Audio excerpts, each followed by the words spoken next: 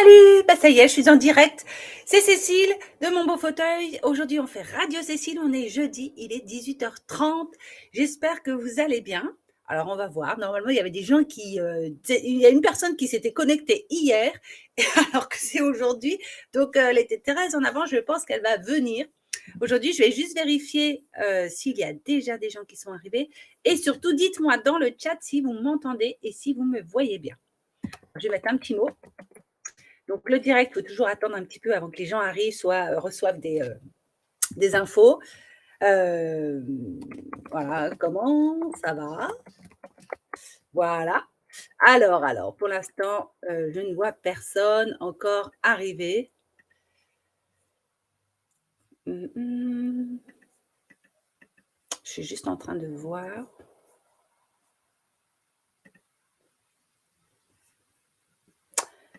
Voilà, je vous mets un lien. Il faut a priori que vous cliquez sur ce lien pour pouvoir voir que l'on puisse. Ah, ça y est, je vois qu'il y a déjà Sabine et Patrick. Bonsoir à tous les deux. Il y a une autre personne, mais qui n'a pas encore dit. Il y a Fourmi B. Je ne sais pas qui est Fourmi B. Vous êtes sur YouTube. Merci beaucoup d'être là ce soir. Alors, je ne sais pas si vous avez vu le sujet de ce soir. Le sujet de ce soir, normalement, il s'affiche sous la vidéo. Donc, on va parler du CAP de tapissier de siège.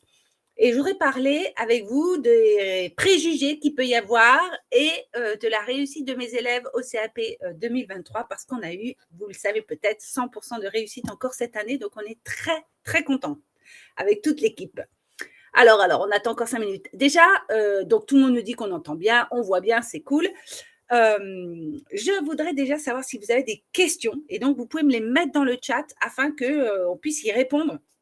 Si vous avez des questions au sujet de la préparation au CAP et ceux qui sont déjà là, j'aimerais que vous me disiez si vous avez l'intention de vous présenter un jour, alors peut-être en juin 2024 ou dans 5 ans ou dans 3 ans, à l'examen. Et si c'est le cas, pourquoi est-ce que vous pensez que c'est important pour vous de le faire? Et j'aimerais aussi que vous me disiez ceux qui n'ont pas du tout envie de passer cet examen, pourquoi? Voilà, ça serait vraiment intéressant si vous aviez la gentillesse de nous dire un petit peu tous voilà, quel est votre sentiment par rapport à cet examen. Donc ça serait chouette. Alors, je regarde juste s'il y a quelque chose. Je ne sais pas pourquoi il faut que je vous donne ce lien, a priori. Non. Voilà, a priori, c'est bon. Alors, je vais retourner sur le chat. Est-ce que vous avez mis? Oui, pour pouvoir avoir une légitimité. Donc, ça, c'est quelqu'un qui s'appelle utilisateur Facebook. En fait, Facebook ne veut pas me donner le nom des gens parce que vous n'avez pas cliqué sur le lien. Et du coup, je ne sais pas trop, en fait, ce qu'il faut que vous fassiez pour que ça marche. Je ne sais pas, c'est un peu bizarre. Donc, bon. Alors, une légitimité. Donc, ça, c'est intéressant. Qu'est-ce que c'est pour vous une légitimité? Et en quoi l'examen du CAP va-t-il vous donner une légitimité? J'aimerais que vous m'expliquiez ça et que vous me disiez. Alors, c'est un sujet dont j'ai déjà parlé dans différentes vidéos sur la chaîne et y compris dans Radio Cécile. Je pense qu'on avait déjà fait un point il y a 1 an quand on avait eu les résultats. Et donc voilà, du coup, voilà. Alors, je l'ai passé cette année et j'ai raté la pratique. Sandrine, OK. Du coup, Sandrine, ça, c'est vraiment intéressant. Écoute, je suis vraiment désolée pour toi, Sandrine. J'aimerais que tu m'expliques comment est-ce que tu t'es préparée. Est-ce que tu as suivi une formation? Dis-nous un petit peu plus sur tout cela. Ça, c'est vraiment intéressant parce que justement, je vais vous expliquer comment est-ce que nous, on fait pour accompagner les gens. Et comme ça, peut-être, ça va vous donner des idées pour l'année prochaine. Alors, ensuite, on a...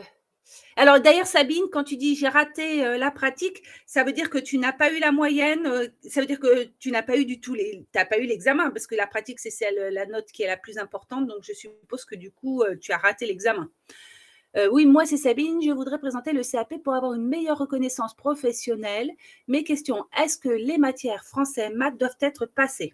C'est en prévision, et Patrick me dit, c'est en prévision quand je serai au point. Ok, Patrick. Alors, oui, une formation avec le Greta. OK. Tu as fait une formation avec le Greta et tu n'as pas eu l'examen. Ça, alors, c'est bon, je suis vraiment navrée, c'est vraiment dommage. Est-ce que tu as une idée de ce qui a pêché dans cette formation pour que tu n'aies pas l'examen? on peut trouver le détail du programme, où peut-on trouver le détail du programme du CAP? Alors, alors les référentiels, alors là, je n'avais pas du tout pensé vous chercher les référentiels parce que nous, on les donne aux personnes qu'on accompagne.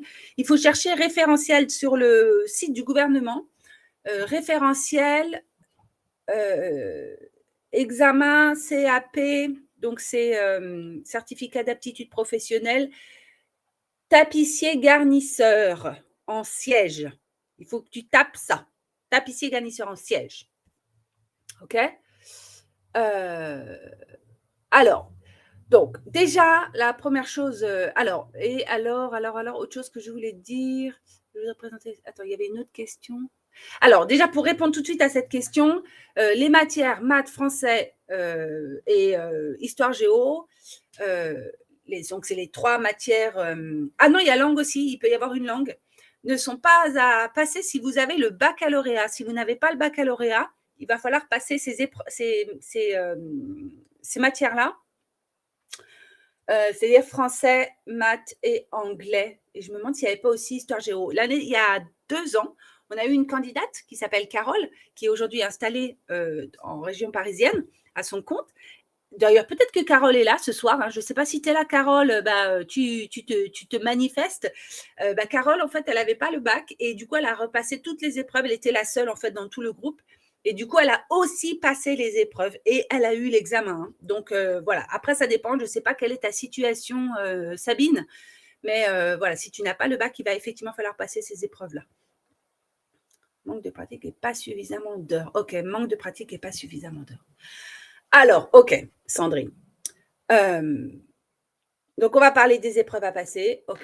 Donc, déjà, la première chose, c'est que on l'a déjà fait une fois, mais j'aimerais qu'on le refasse. Je voudrais féliciter tous ceux qui ont eu l'examen, ceux qui l'ont passé en candidat libre et qui ont réussi à l'obtenir. Je félicite tout particulièrement, évidemment, les personnes que nous, on a accompagnées. Et d'ailleurs, je veux quand même préciser une chose. On a accompagné 9 personnes dans le cadre de Tori, donc le programme de formation. Patrick, je note ta question et on en parle juste après. 9 personnes dans le cadre de Tori et une personne qui avait pris l'option coaching CAP clé en main. Et là, ça va t'intéresser, Sandrine, parce qu'elle est exactement dans ce cas-là. Je vais t'expliquer comment ça se passe. Et ces 10 personnes ont eu l'examen. Mais, à ma connaissance, j'ai une personne qui s'appelle Mathilde, peut-être elle va venir ce soir, qui, elle, est inscrite au programme Fauteuil d'antan, donc un programme qui est complètement autonome. En fait, c'est un programme auquel Patrick est aussi inscrit, dans lequel vous avez 6 fauteuils qui sont travaillés et vous avez accès une fois par mois à un coaching avec une de nos profs qui s'appelle Florence, qui va vous donner des conseils sur le travail que vous êtes en train de faire. Donc, une fois par mois, vous avez un suivi technique sur ça. Donc, en fait, Mathilde, elle a suivi Fauteuil d'antan, elle a suivi les conseils de Florence sur la technique, parce que Fauteuil d'antan, ça ne concerne que la technique, et elle s'est présentée au CAP et elle l'a eu. Donc, ça veut dire que c'est pas forcément la manière, enfin, là où vous allez vous former qui va vous permettre d'obtenir l'examen. La preuve, la preuve, Sandrine, qui l'a passé en présentiel dans un Greta et qui ne l'a pas eu. D'accord? Donc, déjà, ça, la première chose, c'est que ça, je voudrais quand même que il faudrait faire tomber les préjugés sur le fait qu'une formation en ligne ne puisse pas permettre d'apprendre la technique, puisque je prouve là que c'est tout à fait possible, encore une fois cette année. Et alors, le mieux, c'est quand même avec le cas de Mathilde, puisque Mathilde, pour le coup, je ne l'ai jamais rencontrée en vrai, elle n'est jamais venue faire un stage chez nous. On ne l'a pas suivi sur la partie théorique, et donc je vais vous expliquer, parce qu'il y avait une question sur qu'est-ce qui est demandé à l'examen, sur la partie théorique. Donc, Mathilde, elle s'est préparée toute seule, OK? Du coup, voilà, c'est possible, en fait. Hein. Je précise d'ailleurs que j'ai moi-même passé le CAP de tapissier en candidat libre, en ayant fait une formation de tapissier qui durait 3 mois. Et puis, 2-3 ans après, un jour, je me suis dit, tiens, je vais présenter le CAP. Je l'ai obtenu. Je me suis préparée toute seule. Coralie Lelouch, que je félicite au passage parce que c'était la coach cette année, depuis 3 ans, elle a bossé avec nous, qui a aussi passé son examen en candidat libre toute seule, qui l'a préparé toute seule, a aussi eu son CAP comme ça. Donc, en fait, moi, je pense que la réussite tient plus de l'énergie que vous mettez dans la préparation de cet examen et le temps que vous allouez à la préparation de cet examen, d'un point de vue théorique et d'un point de vue pratique, plus que dans la méthode qui est appliquée. C'est-à-dire que ce soit en présentiel ou à distance. Si en présentiel, vous n'avez pas les outils qu'il vous faut ou que vous n'avez des profs qui ne sont pas disponibles ou que vous n'avez pas assez de cours et qu'en dehors du présentiel, vous ne travaillez pas assez, alors ça ne peut pas fonctionner. On l'a vu là, encore une fois, avec notre pauvre Sandrine. Je suis désolée, mais tu vas le repasser, puis ça ira. Du coup, je voudrais juste féliciter tout le monde et vous dire aussi que donc, cette année, on avait Coralie qui a bossé avec nous, Coralie Lelouch, et qui aujourd'hui part pour de nouvelles aventures. Donc, merci Coralie, encore une fois, de nous avoir accompagnés. Elle va céder la place à Amandine Ollier, qui est une ancienne de Tori, qui, Amandine, avait déjà passé un examen CAP de tapissier garnisseur et un CAP de tapissière en couture d'ameublement et qui va maintenant prendre le relais de Coralie dans la préparation au CAP. Je vous en parle plus tard si ça vous intéresse, je vous donne plus de détails. Donc, c'était vraiment le truc le plus important. Alors, ce qui est demandé, en fait, pour l'examen, c'est assez simple. Vous avez une épreuve pratique, donc savoir réaliser une garniture de siège, une épreuve théorique, qui est de l'histoire de style, du dessin, un petit peu de dessin, et une épreuve aussi de prévention risque, santé risque, prévention risque santé, je ne sais plus comment ça s'appelle exactement. Et il y a aussi une épreuve orale, un oral qui dure à peu près une vingtaine de minutes, dans lequel on va vous demander différentes choses sur la tapisserie de siège. Qu'est-ce qu'il y a comme différents crins? Qu'est-ce que c'est qu'un sanglage en plein ou un sanglage? Quels sont les différents sanglages? Voilà, ça peut être des trucs comme ça. Bon, il y a différentes questions. Et ces questions, notamment cette partie théorique, cette partie orale qui dure 20 minutes, n'est pas quelque chose qui est national, c'est-à-dire que tout le monde va passer cette orale, mais les questions qui sont posées pendant cette épreuve dépendent de l'examinateur et du centre d'examen dans lequel vous allez passer l'examen. Donc, les questions, elles sont complètement variables et d'un examen à l'autre, d'un centre d'examen à l'autre, vous n'aurez pas les mêmes questions. Alors que les épreuves techniques et théoriques sont nationales. D'accord ? Donc là, tout le monde aura le même fauteuil et tout le monde aura les mêmes questions sur l'histoire des styles et tout ça. Je regarde juste les questions encore. Alors, Patrick, il me dit, est-ce que si on a déjà le CAP menuisier en siège, alors je pense, Patrick, parce que j'ai parlé de ça notamment avec Amandine, qui donc a 2 CAP, et quand elle a passé son CAP de garnisseur, tapissier garnisseur, elle a passé les épreuves... tu parles du... Ah oui, non, tu parles des épreuves maths et tout ça. Alors là, je ne sais pas, Patrick, en fait. Parce que quand vous avez déjà un CAP, vous devez repasser les épreuves théoriques qui sont les mêmes pour... mais alors, pour ce qui est des maths, là, franchement, en fait, là, pour le coup, tu me poses une colle, Patrick. Si tu n'as pas de bac, mais que tu as juste un CAP, peut-être bien qu'il faut que tu repasses les épreuves générales. Donc ça, il faut que tu demandes à ton académie. En fait, ça, c'est mieux. Tu appelles ton académie et tu leur dis, voilà, j'envisage de passer le CAP tapissier de garnisseur. Est-ce qu'il faut que je passe...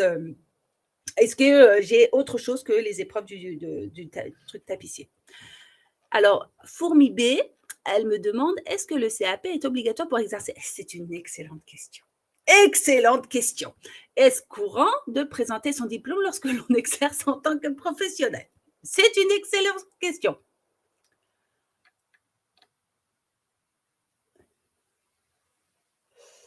Alors, Patrick, il dit « Je n'arrive pas à trouver ou pas reçu les vidéos et les cours ».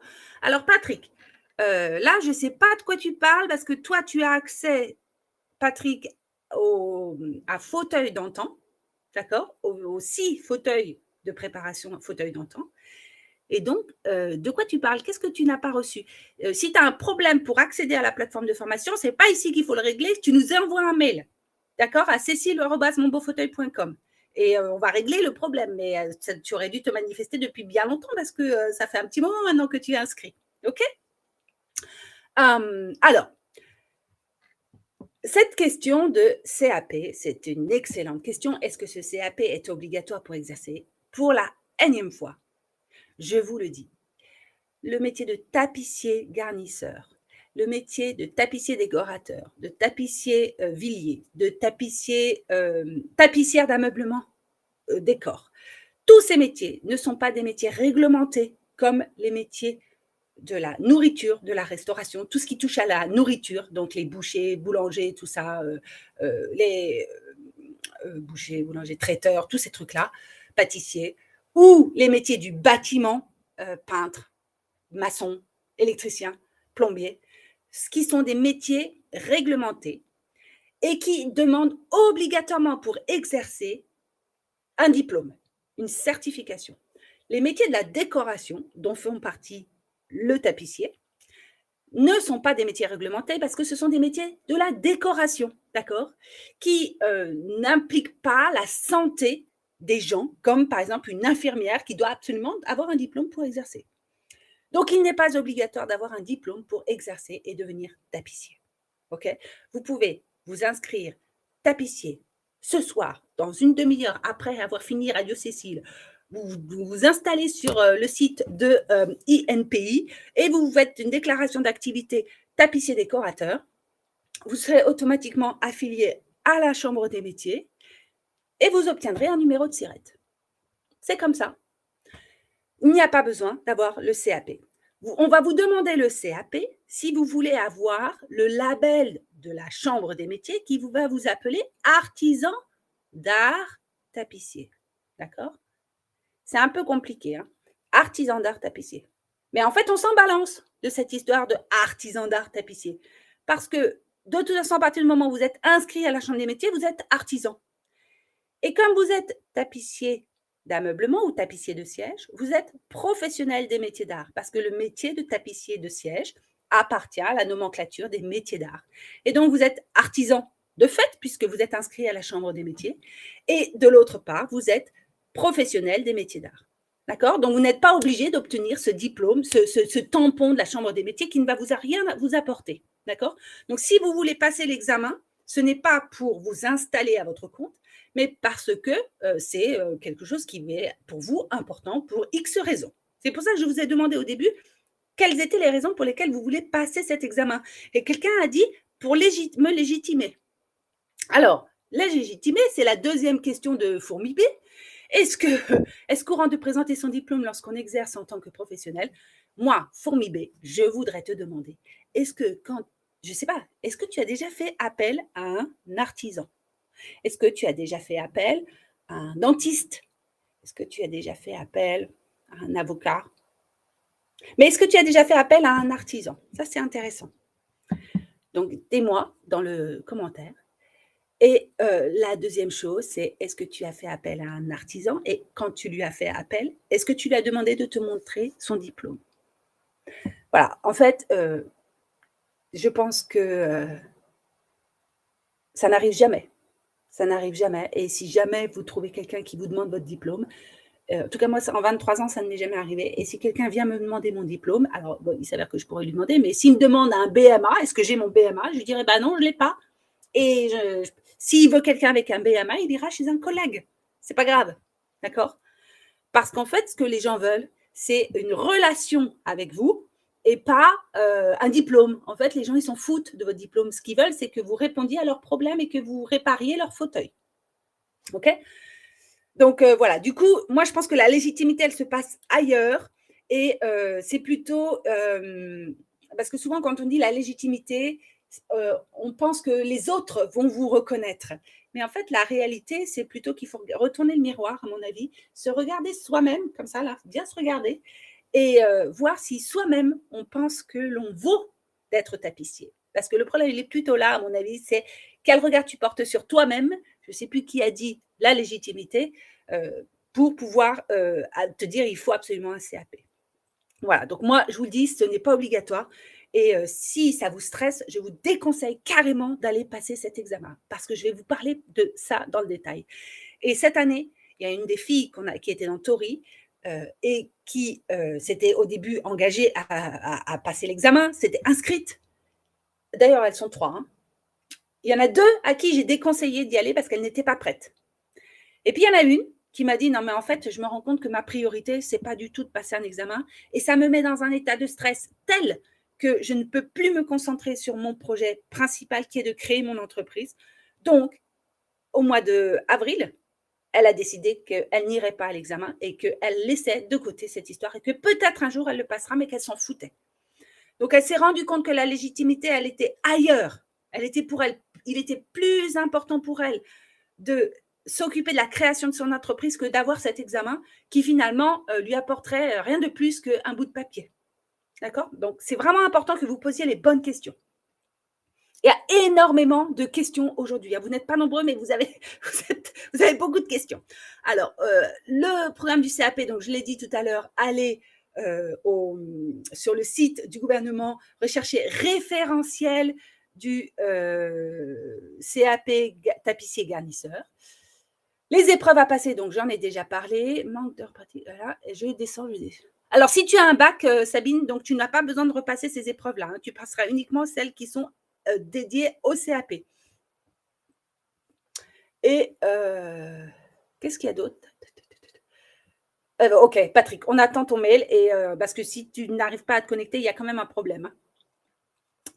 Sandrine Lafont, non, quand on a un CAP, on passe que la théorie. Bah voilà, merci Sandrine. Je ne sais pas pourquoi j'apparais en fou, mais mon pseudo, c'est Antoine. Ok, Antoine. Ok. Bonjour Joël, j'ai déjà fait appel à un artisan, mais de profession réglementée. Voilà. Donc bon, du coup, en fait, déjà, du coup, les professions réglementées doivent vous fournir une assurance décennale, ce qui n'est pas le cas d'un tapissier. D'accord? Voilà, donc là, j'ai regardé, j'ai vu à peu près tout les questions que vous aviez. Alors, dans les épreuves, on va juste entrer un tout petit peu plus dans les épreuves. Ce qui est demandé pour la pratique, c'est de savoir faire un sanglage dans les règles. Alors, en fait, ce qu'il faut comprendre, c'est que de la tapisserie de siège, il y a plein de manières de faire un sanglage, selon les pays, selon les régions en France, selon les coutumes, on fait le sanglage un peu différemment. Mais il y a des codes qu'il faut respecter pour le CAP, des choses normées. Et du coup, ça, nous, quand on accompagne les gens, on vous dit, bah voilà, au CAP, il faudra faire le truc comme ça, mais sache que tu peux le faire autrement. Si ça t'arrange à tel moment, tu vas le faire comme ça. Mais au CAP, il va falloir le faire comme ci, comme ça. Donc, ça va faire un sanglage, un guindage,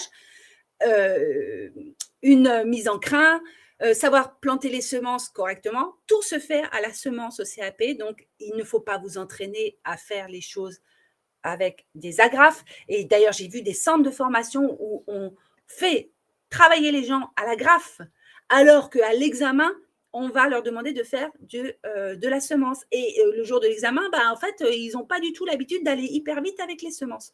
Ça, c'est un gros problème. Donc, il faut vous entraîner à faire avec les semences.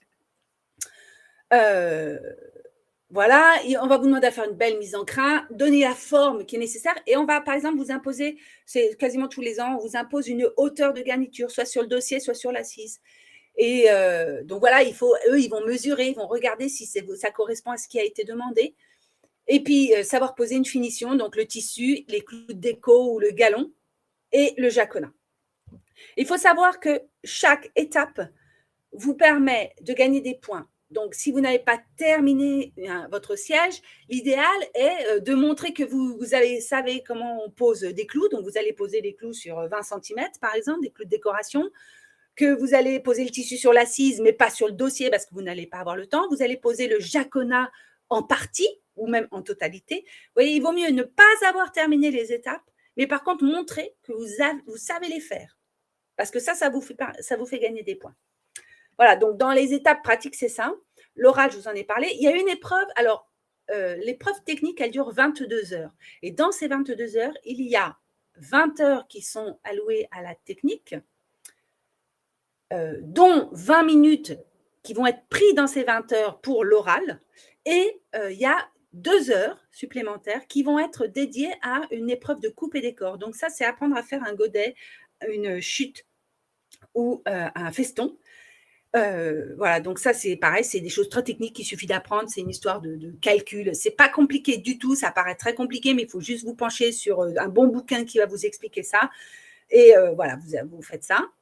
Voilà. Alors, ce que je veux quand même préciser, c'est que même si les sujets sont nationaux, l'interprétation des sujets varie selon les personnes qui font la correction.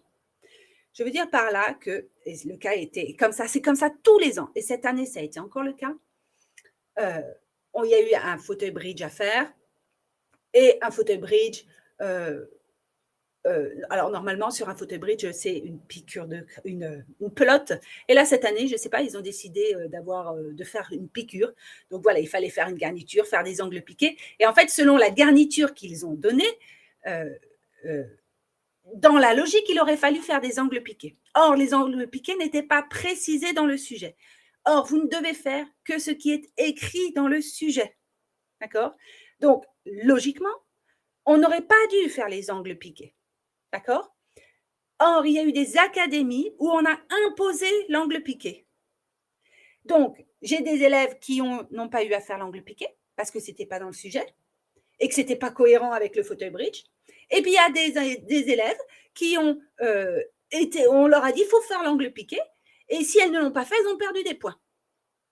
Donc, en fait, ce que je veux bien vous expliquer, et ça, c'est quelque chose que je dis tous les ans, mais qui est très compliqué à comprendre, c'est que normalement, dans les épreuves, il y a un barème de correction. Mais dans tapisserie de siège, ce n'est pas du tout comme ça. Il n'y a pas de barème de correction. C'est-à-dire, il y a une latence dans l'interprétation de l'exécution des travaux qui dépend du correcteur. Et ça, c'est particulièrement injuste. Mais il faut savoir que quand vous vous inscrivez au CAP de tapissier et garnisseur, il va falloir accepter cette règle du jeu parce que vous ne pouvez pas faire autrement. L'autre chose qu'il faut bien comprendre, c'est que selon les académies, il y a des gens qui ont beaucoup de préjugés sur le fait que vous soyez formé de manière un peu alternative. Alors, en ligne, n'en parlons pas. Ou alors que vous êtes en reconversion professionnelle et que vous êtes inscrit en candidat libre. D'accord? Ça pose beaucoup de problèmes à des gens. Je ne sais pas pourquoi encore, mais voilà, ça pose des problèmes à des gens. Et du coup, quand vous arrivez, vous êtes déjà catalogué. Surtout si tout de suite vous dites, bah oui, moi, je me suis formée en ligne. Ou, bah oui, je suis en candidat libre. En fait, moi, mon conseil, c'est que rien ne vous oblige à dire comment vous vous êtes formé. D'accord? Dans la règle, on ne peut pas vous obliger à le dire. Donc, vous venez, dites, bah oui, bien sûr, j'ai été formée, bah, comme ça. Vous n'êtes pas obligé de parler. Hein. Dans l'épreuve orale, on n'est pas censé vous demander d'où vous venez, qui vous a formé, qu'est-ce que vous avez fait, ou ci ou ça. Tout ça ne fait pas partie des questions. C'est trop personnel. Ces questions sont personnelles et ne correspondent pas du tout C'est interdit, en fait, de poser ces questions personnelles. D'accord? Les sujets doivent être uniquement sur la pratique et la technique pour laquelle vous êtes examiné. Je regarde mes notes. En fait, du coup, ce que je voulais dire, c'est que le plus important, en fait, dans la réalisation et la réussite de cet examen, c'est de gérer votre stress. Parce que vous êtes stressé par le fait de ne pas savoir qu'est-ce qu'il va y avoir comme question. Vous êtes stressé parce que vous arrivez dans un centre de formation où très souvent, vous arrivez, par exemple, moi je vois des gens sont arrivés, par exemple, il y a une fille qui est allée à Nantes, elle est arrivée dans un centre de formation et les 10 autres personnes qui étaient là étaient formées dans ce même centre de formation et du coup, elle s'est sentie un peu exclue. Donc voilà, vous arrivez dans un centre de formation, vous êtes en candidat libre, vous êtes tout seul, eux, ils se connaissent tous et vous, vous êtes en dehors du groupe. Donc ça peut être un vrai problème. Et ça peut faire augmenter votre stress. Donc en fait, je pense que le plus difficile à gérer lors d'un examen comme celui-ci, c'est le stress et la manière dont vous allez prendre ou pas du recul par rapport aux résultats que vous allez obtenir.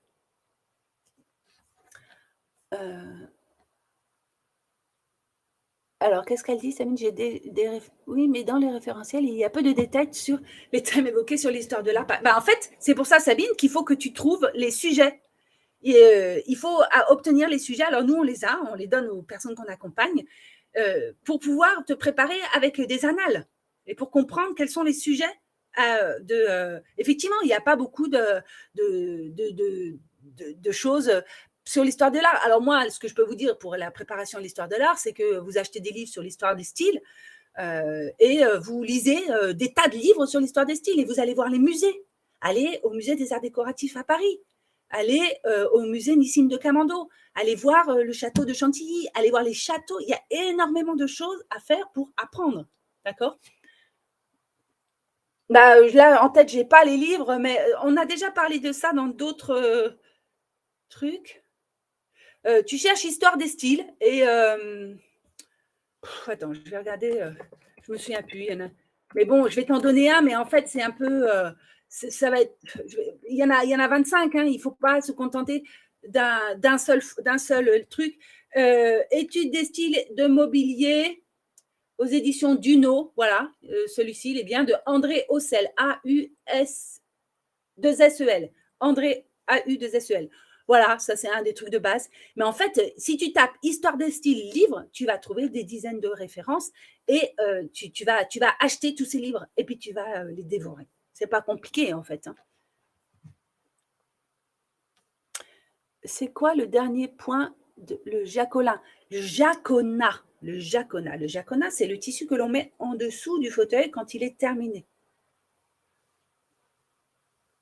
Alors Hélène, qui est notre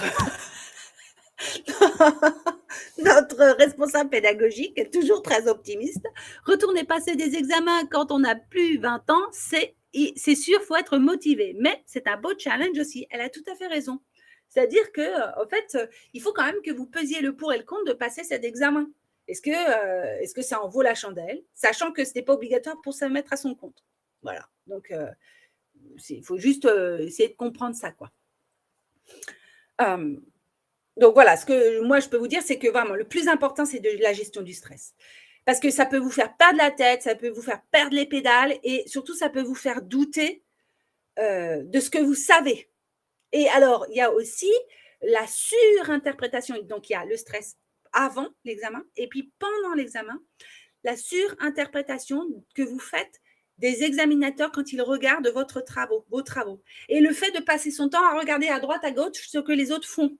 Vous êtes en permanence déconcentré par la mimique de l'examinateur, qui est là juste peut-être pour vous impressionner et qui s'amuse à vous impressionner et hop, vous plongez là-dedans et vous tombez dans la piscine. Et aussi de vous laisser vous impressionner vous-même par le travail du voisin. En fait, là, j'ai une élève qui a passé en Charente l'examen, qui m'a dit, c'était incroyable, elle a réussi, en fait, elle est entrée dans la salle et elle a vraiment particulièrement bien entendu ce qu'on lui a donné comme conseil. Elle est entrée là-dedans et au début, elle a vu l'espace avec les autres examinateurs, avec les examinateurs et les autres candidats. Elle s'est mise dans une bulle, elle s'est enfermée et pendant 22 heures, elle ne s'est occupée que de ce qui se passait sur son siège sans jamais regarder ce qui se passait ailleurs. Ce qui lui a permis de terminer le fauteuil. Et elles ne sont pas nombreuses à l'avoir terminé. Hein. Je crois que sur les 10, on en a 2 qui ont terminé le fauteuil, il me semble. 2 ou peut-être 3, mais je ne suis même pas sûre. Donc, d'avoir terminé le siège, d'une concentration extrême, en se disant, bien sûr, il y a des erreurs. Évidemment, il y a des erreurs. Mais ce n'est pas grave, je fais ce que je fais et je le fais du mieux que je peux. C'est ça qu'il faut vous dire. Alors, pour vous faire accompagner, en fait, pour passer cet examen, moi, je vous conseille, il y a 3 options possibles. Donc, les 3 options possibles, la première étant, vous le faites toute seule, comme un grand ou comme une grande. Vous décidez de vous inscrire. Les inscriptions se font aux alentours du 10-15 novembre. Il faut surveiller l'académie, d'accord? Il faut régulièrement aller voir à partir du 10 novembre, regarder à l'académie dont vous dépendez. Et vous vous préparez, c'est-à-dire que vous vous débrouillez n'importe comment pour apprendre à garnir des fauteuils du mieux possible. Vous allez trouver un stage, vous achetez des livres, vous prenez des cours, vous faites n'importe quoi. En tout cas, vous bossez pour ça. Il n'y a plus de vacances, ok? Il n'y a plus de week-end. Vous passez votre temps, si vous bossez à plein de temps dans la semaine, le soir et le week-end, c'est fauteuil, CAP, préparation CAP. Les livres, c'est terminer les romans à l'eau de rose, c'est histoire des styles. Voilà, il faut vous concentrer et vous dire, voilà, je fais ça et je ne fais pas autre chose. Parce que si vous commencez à vous diluer en vous disant, bah si, il faut aussi aller en vacances, faut aller faire ci, faire ça, ça va commencer à être très compliqué si vous êtes tout seul dans votre coin. Hein. Donc voilà, ça demande, c'est tout à fait possible. Il y a plein de personnes qui le font tous les ans. Il y a plein de personnes qui le font tous les ans. C'est possible. Mais ça demande une rigueur et une confiance en soi. Voilà. Et puis, ouais, une rigueur et une énergie positive. OK? Une énergie positive. Soit vous le faites dans un centre de formation, comme ce qu'a fait Sandrine, qui dit « je ne lâche rien », c'est bien Sandrine. Et donc, vous suivez les conseils de Sandrine, excusez-moi, pas de Sandrine, vous suivez les conseils du centre de formation, comme l'a fait Sandrine. Alors, ça marche ou ça ne marche pas. Soit vous multipliez les centres de formation. Donc, moi, par exemple, je faisais 3 mois dans un centre de formation et le samedi matin, j'allais dans un cours à l'école à Paris, à l'école La Bonne Graine, et je faisais un cours. Et du coup, je multipliais les connaissances.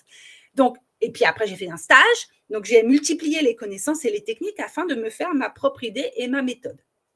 Donc, ça, c'est aussi une possibilité. Et vous pouvez aussi faire comme ce qu'a fait Isabelle cette année. Elle était dans un centre de formation dans le sud de la France et à un moment donné, elle s'est dit, l'été dernier, elle m'a écrit, elle m'a dit, écoute, ouais, je fais cette formation, mais je ne suis pas complètement sûre que ça va fonctionner. Il y a quand même des trucs, ça ne me paraît pas tout à fait juste. Donc, ce que je voudrais, c'est avoir juste le module coaching CAP avec toi. Du coup, elle est entrée dans ce qu'on appelle, ce qu'on a appelé, on a créé du coup pour Isabelle un truc qu'on a appelé CAP clé en main. Et du coup, elle faisait la préparation CAP clé en main avec nous et la préparation technique avec le centre de formation. Et donc, bah, voilà, elle a obtenu son examen et du coup, voilà, elle est contente, elle a obtenu le résultat qu'elle voulait, mais elle s'est donné les moyens de le faire.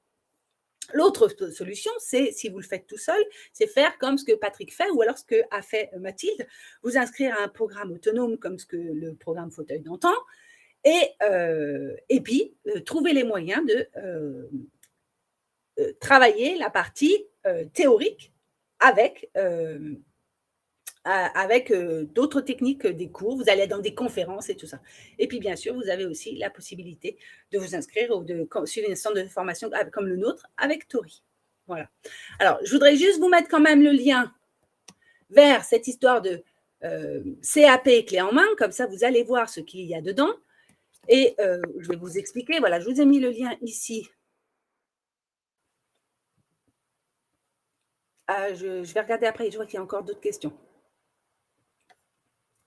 Voilà, je vous ai mis le lien et du coup, vous allez voir que dans cette page, si vous cliquez sur le lien, que en fait, dans la préparation au CAP, nous, on a tous les ans, on améliore la préparation au CAP.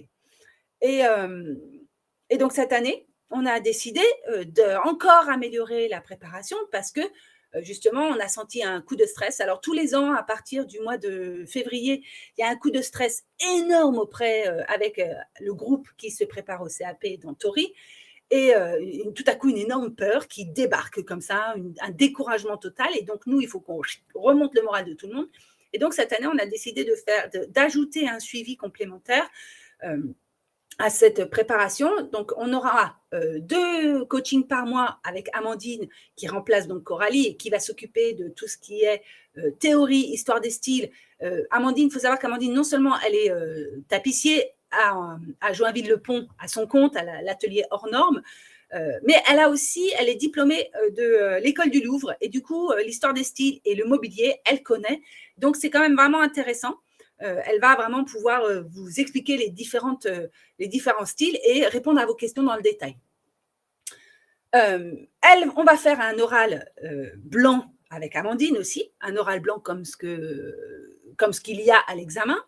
Il y a aussi ce que l'on a ajouté cette année, un suivi personnel de votre pratique technique avec Séverine Klim, qui est aussi une coach dans Tori, qui répond aux questions quotidiennement dans Tori, et qui est une ancienne une ancienne Tori que j'ai formée, et qui a obtenu son CAP, qui est aujourd'hui installée à côté de Nantes, à Saint-Mars-de-Coutais. Et donc, Séverine, elle a envie de faire un accompagnement personnalisé pour chaque candidat. Elle veillera régulièrement, au cours de l'année, du niveau et vous conseillera sur votre niveau technique. Ce qu'on n'avait pas cette année, et que cette année, on va renforcer ça, faire un suivi très spécifique. Parce qu'en fait, pour le CAP, rien ne sert. Il ne sert pas, par exemple, de faire un fauteuil crapaud pour préparer le CAP. Parce qu'on ne va jamais vous demander un fauteuil aussi compliqué. Par contre, il faut que vous sachiez parfaitement faire les ancles piqués, le guindage, les points de piquage. Voilà, il y a les choses de base, les bases de la technique.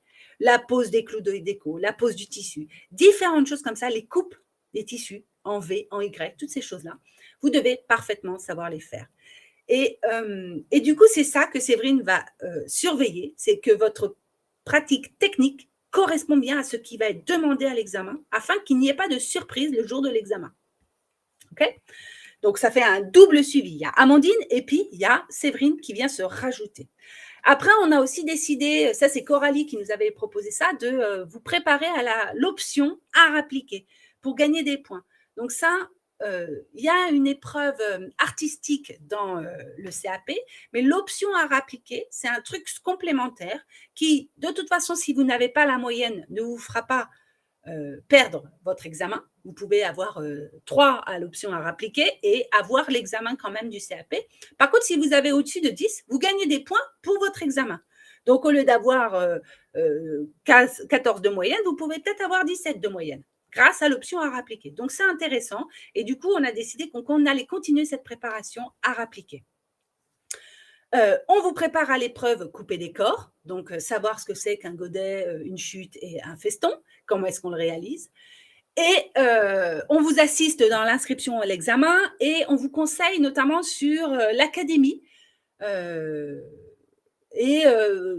Parce que voilà, il y a parfois, en fait, pourquoi les académies? Parce que par exemple en Alsace, tous les gens qui sont inscrits, qui dépendent de l'académie de Strasbourg, comme il n'y a plus de centre d'examen en Alsace, les gens sont envoyés à l'autre bout de la France. Cette année, on avait une candidate qui était envoyée à Clermont-Ferrand, ou à Saint-Étienne, et l'année d'avant à Nice.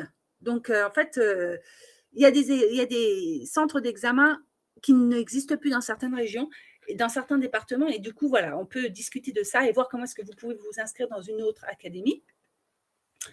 On étudie avec vous les annales du CAP avec les corrigés, et puis on vous donne des ressources biographiques et voilà tout ce qui peut vous être utile, sachant que tous les coachings sont enregistrés et que vous pouvez les regarder ad vitam aeternam. Donc, je vous laisse regarder le programme si ça vous intéresse. Et il faut quand même savoir qu'il ne faut pas vous y prendre à la dernière minute pour vous préparer à cet examen. Il faut commencer à bosser à ça dès la rentrée, dès le mois de septembre ou dès cet été. Là, c'est les vacances. Vous pouvez aller avec vos enfants visiter des musées. Alors, je vois qu'il y a Sabine qui a rebondi musée, s'y préparer, histoire de l'art. Pas de ciné-musée. Exact, pas de ciné-musée. Musée, s'y préparer, histoire de l'art. Exactement. L'inscription à l'examen n'est pas payante, Antoine. C'est absolument pas payant. C'est complètement gratuit. Voilà, donc ça, c'est les grandes lignes de ce que je voulais vous dire. Nous, ça fait 4 ans qu'on accompagne des gens. Et donc, voilà, ça marche très bien. On a une technique éprouvée avec un suivi très détaillé. Et voilà, et du coup, on espère que l'année prochaine, il y aura d'autres personnes qui vont se présenter, qu'on va pouvoir les préparer à l'examen. Voilà. Alors, est-ce que j'ai répondu à toutes vos questions? Ça fait déjà 3 quarts d'heure que je parle. J'ai hyper soif, je n'ai pas préparé d'eau. Voilà. Bon, dites-moi si c'est OK pour vous. En fait, là, je ne sais pas pourquoi on a l'impression que tout le monde est sur, YouTube. C'est marrant.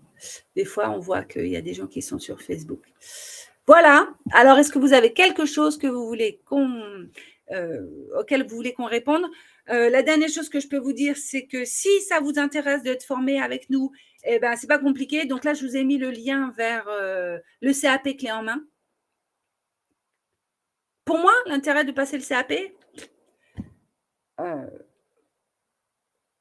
moi, j'ai passé le CAP parce que je n'avais pas eu le brevet des collèges et j'ai été repêchée au bac. Et du coup, voilà, j'avais une espèce d'aigreur vis-à-vis des examens. Et en fait, dès que j'ai passé un examen, j'avais un état de stress énorme. Et le jour où j'ai décidé de passer le CAP, c'est parce que j'ai senti que je n'allais pas avoir cette peur, que j'allais enfin pouvoir passer un examen sans avoir peur du jugement de celui qui allait me regarder. Et en fait, c'était plus un problème personnel que j'ai réglé. C'était plus une thérapie d'avoir passé le CAP pour, si tu veux, en fait. C'est vraiment ça pour moi. Donc voilà, pour moi, il n'y a pas d'intérêt à passer le CAP. En tout cas, ce que je veux dire surtout, c'est qu'il n'y a pas d'intérêt à se mettre dans un état de stress avancé pour avoir cet examen. Ça n'a pour moi aucun sens de se mettre dans un état de stress. Et parce que les règles du jeu de cet examen sont tout à fait inégales selon les académies et selon les centres d'examen. Et ça, elles se sont rendues compte cette année, on l'avait dit beaucoup. Et alors, il y avait une inégalité énorme entre les centres d'examen dans l'ambiance, dans l'accueil des gens, dans le jugement des formations. Tout ça, ça a été très compliqué d'une académie à l'autre. Donc, ça a augmenté le stress. Et du coup, voilà, je pense que si ça vous met dans un état de stress, ça ne vaut pas le coup. Si un jour vous avez envie de le passer, il faudra le faire. Mais ce n'est pas la peine de vous précipiter sur ce truc puisque ça ne vous empêche pas de vous mettre à votre compte. La partie, Sandrine, est-ce que j'ai passé la partie théorique alors que j'ai obtenu session 1? Eh bien, je crois que oui. Ça, il faudra que tu leur poses la question, mais je crois qu'effectivement, il va falloir que tu repasses ça. Parce que justement, je pense à ça parce que Amandine, qui donc va être notre nouvelle coach CAP, elle m'a expliqué que quand elle avait passé le CAP tapissier garnisseur, elle avait donc passé toutes les épreuves théoriques et pratiques. Et l'année d'après, elle a voulu passer le tapissière d'ameublement, couture ameublement. Et elle a dû repasser les épreuves théoriques alors que c'était exactement les mêmes que celles qu'elle avait passées l'année d'avant. Et donc, voilà. Donc, à mon avis, il faut le repasser. Mais ça, il faudra que tu leur demandes. En fait, à chaque fois, il y a un cas par cas. Du coup, il faut vraiment voir. Hélène, elle dit, les tapissiers qui recrutent, il y en a pas mal en ce moment, demande souvent. Ah oui, alors voilà, effectivement, c'est tout à fait vrai. Merci Hélène de recadrer les choses. Le fait d'avoir un CAP va évidemment vous légitimer par rapport à un professionnel. Entre quelqu'un qui ne l'a pas et quelqu'un qui l'a, ça peut être intéressant pour eux. Ils peuvent faire leur choix sur ça. Après, je pense aussi qu'un adulte qui vient et qui montre qu'il sait faire les choses, je pense à, par exemple, Camille, qui est une des filles qu'on a accompagnées cette année, dont peut-être vous avez vu passer le témoignage, allez voir sur Instagram, Camille, elle a carrément cartonné à l'examen. Ben, Camille, en fait, en cours d'année, elle a trouvé un tapissier, elle habitait à Bruxelles, et elle a trouvé un tapissier à Bruxelles qui cherchait un autre tapissier. Elle lui a dit, écoute, moi, je suis en cours de formation, mais je veux bien faire des trucs avec toi.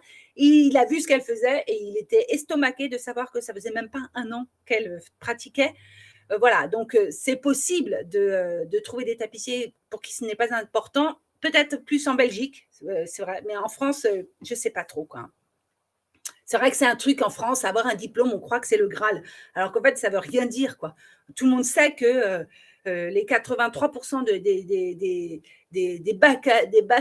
des bacheliers de cette année, sur les 83%, il y en a au moins la moitié qui font que des fautes d'orthographe. Hein. Donc, ça ne veut rien dire, en fait. Ce qui compte, à mon avis, c'est l'état d'esprit des gens et la volonté qu'ils ont à faire les choses du mieux qu'ils peuvent et le mieux possible. Pour moi, c'est ce qui est le plus important.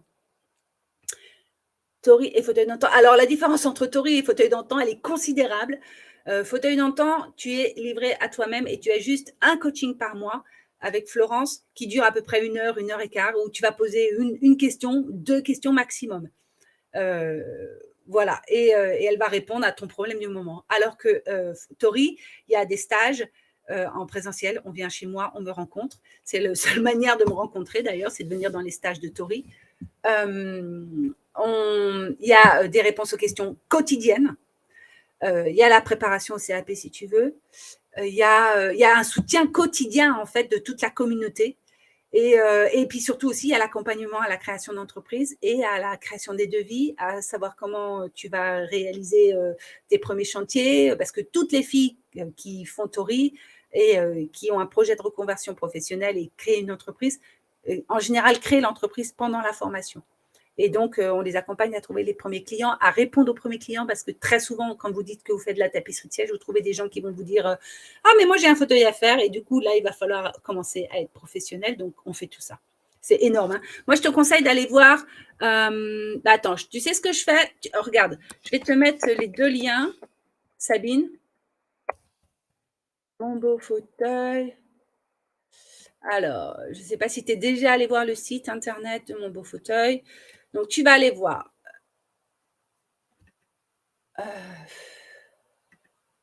Attends, une seconde. Ouais. Alors, je vais te donner ce premier lien. Copier le lien. Donc, ça, c'est fauteuil d'antan. Je t'invite à aller regarder fauteuil d'antan. Et je vais te donner le lien de l'école Tori. Et là, tu vas avoir un autre lien. Voilà. Alors, pour candidater à Tori, il faut prendre rendez-vous avec Hélène qui est là ce soir. Il faut avoir vu le détail. Donc, je vous mets aussi le calendrier, c'est le lien vers lequel vous réservez sur notre agenda, sur l'agenda d'Hélène, un rendez-vous avec elle pour candidater, voir si votre profil correspond. Ah, Sabine a candidaté à la passerelle. Alors, la passerelle, c'est le concours qui se termine la semaine prochaine. Hein. Le 28, le 31, c'est terminé. Bah oui, on va voir, Sabine. On verra. Je vais étudier on va étudier tous les dossiers. Il y a pas mal de candidatures, donc voilà, on va étudier tout ça. On vous donnera des nouvelles. On donnera des nouvelles pour qui a gagné. Et alors, qu'est-ce qu'elle dit? Donc voilà, Sabine, je t'ai mis les trucs. Est-ce qu'il existe des manuels scolaires pour s'aider à préparer? Non. Des manuels scolaires, non, il faut acheter les livres. Alors, tu vas sur le site Art Tapisserie et là, tu as des manuels. Il me semble que chez Art Tapisserie, ils vendent des livres de tapisserie de siège. Mais voilà, il faut acheter des livres de tapissier. Il y a celui de Claude H. Mais bon, les livres, ça ne va pas suffire. Hein. Il faut acheter plein de livres différents. Et puis, le mieux, c'est, voilà, si vous pouvez aller faire un stage chez des gens. En fait, plus vous allez multiplier vos connaissances et plus vous allez vous donner des chances. Sabine, ok, Hélène, vous êtes déjà parlé. Ok, très bien. Ok, très bien. Super. Ben, on va regarder tout ça et puis de toute façon, Sabine, tu auras des nouvelles. Hein. Voilà. Et Sabine, oui, Sabine, c'est pas. Ok, parce que tout à l'heure, qui c'est qui a malheureusement? C'est Sandrine. Ok, il ne faut pas que je confonde Sabine et Sandrine. Vous avez un prénom qui commence presque pareil. Voilà. Bon, bah dis donc, c'était super long aujourd'hui. Hein. Voilà, en tout cas, nous, on est là. Si vous avez des questions, je vous remets ici le monbeaufauteuil.com. Ce que moi, je vous dis, c'est qu'il y a plusieurs, je pense, d'entre vous là qui regardent, qui sont là ce soir, ou des gens qui ont regardé le replay, qui ont candidaté à la passerelle. Mais ne misez pas tout sur ça parce qu'il ne va y avoir qu'une seule personne qui va gagner. D'accord? Donc, trouvez un plan B, C, D, X, Y, Z. Trouvez des plans, plein de plans pour vous former si c'est ça que vous voulez faire. C'est super important. D'accord? Parce que, en fait, moi, j'ai lancé cette idée folle, voilà, qui peut paraître un peu bizarre, mais bon, voilà, c'est un petit merci personnel à la vie qui m'a beaucoup souri à certains moments et voilà, qui m'a permis d'être là aujourd'hui. C'est pour ça que j'ai décidé de faire cette passerelle. Je ne sais pas si je la renouvellerai. Voilà, je voulais donner un truc que l'on m'a offert à moi aussi à un moment donné. Et voilà. Et du coup, voilà, c'est une fois, mais je ne sais pas si ça va recommencer. Donc, surtout, ne misez pas tout sur ça. Site du mobilier national. Ouais, le site du mobilier national, vous pouvez aller regarder. Il y a plein de sièges à regarder pour vous apprendre les styles et comprendre les différents meubles. Mais le mieux, c'est d'aller en vrai dans les musées et de vous offrir les services du guide qui va vous expliquer les choses. Vous allez apprendre plein de trucs. Voilà. Bon. Eh ben, c'était un long Radio Cécile. Est-ce que c'est OK pour vous pour ce soir?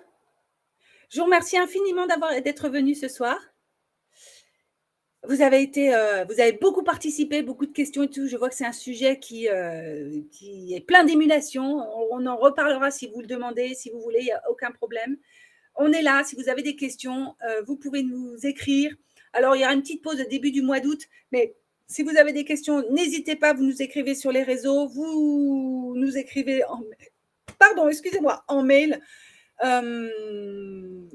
Voilà, nous, on est là pour vous accompagner dans les projets que vous avez et faire en sorte que vous alliez là où vous voulez aller. D'accord? Peut-être que ça ne marchera pas avec nous. Parce qu'il faut quand même comprendre un truc, c'est que apprendre en ligne, nous, on réussit à le faire avec des gens, mais il y a quand même des gens qui se rendent compte que ce n'est pas possible pour eux, hein, que c'est compliqué pour eux. D'accord? Des gens qui ont besoin de rapports physiques, et d'ailleurs, j'avais une personne cette année qui n'arrêtait pas de me dire, oui, mais tu vois, moi, j'aime être avec les gens. Elle était très heureuse quand elle venait en stage.